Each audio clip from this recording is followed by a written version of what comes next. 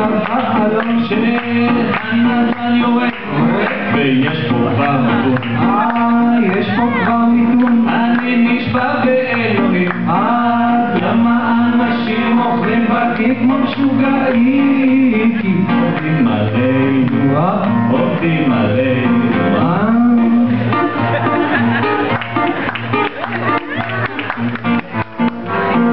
ולמה מספרים? מספרים שהסירות קרב ונהיה כוחה ואנשים בגיל הזול יוכלו לזכור דירות ויעשו עלינו כסף עד סוף הדורות. עובדים עלינו, עובדים בחורף, בקיץ, בצהריים, עובדים עלינו ישר בעיניים, עובדים עלינו בפנים ואנחנו לא לומדים, לא לומדים, לא לומדים, לא לומדים, לא לומדים. רגע מה? שמעתי בשכונה מה מדברים בהרחבה שאוטוטו יקום פה גן של מועצה, גן של מועצה ולחיי הגננות אז יפתחו את הכסף וישינו בגינות כי עובדים עלינו, עובדים עלינו.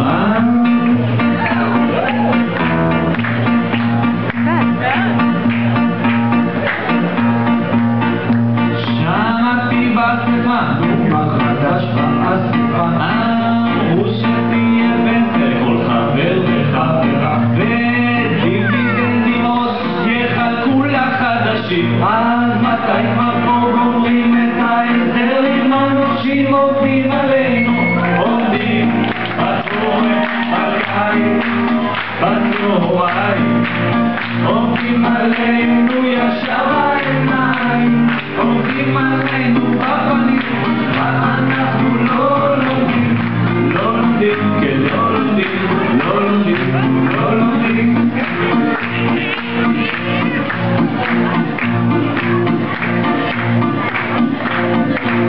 אמרו שאוטוטו כבר גומרים את החובות ותהיה פורח וגם יהיו עוד אחרות. אז למה מרגישים ששום דבר לא מתקדם וכל אחד מרגיש שעל הכל הוא משלם כי עובדים עלינו, עובדים עלינו.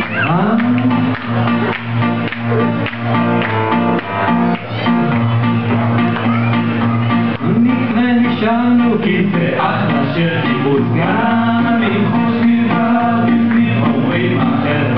אז בואו ונרים כוסים ושיר ותודה כי קבוצת מסובה עוד שנה והצלחה עובדים עלינו, עובדים בחורף, בקיץ, בצהריים, עובדים עלינו ישר בעיניים, עובדים עלינו בפנים